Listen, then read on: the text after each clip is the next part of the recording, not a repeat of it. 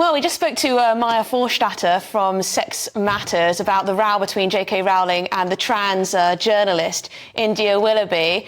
And I'm judging by our inbox, a lot of people at home think that you're a bit ridiculous on this issue, Tom. Well, I think I am the only person standing in the moderate place on this. I think there are people who go crazy on either side of this debate.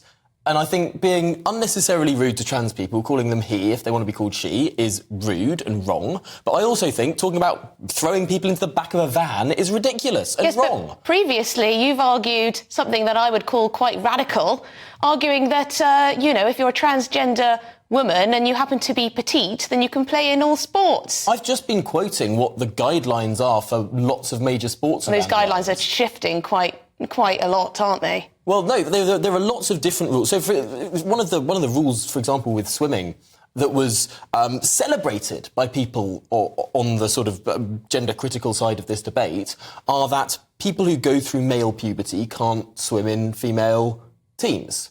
Now, there are some trans women who did not go through male puberty. Even under those rules that have changed, there are some trans women who would be allowed in those teams. I just don't think that you can mansplain this issue. This is an issue for women. Now you're sounding like a leftist. No, I'm not sounding like a leftist. Early 2010s. I just think you don't know what you're talking about on this one, and you live in a fairyland, and you can completely understand why women are uncomfortable with those who are biologically male competing in their sports.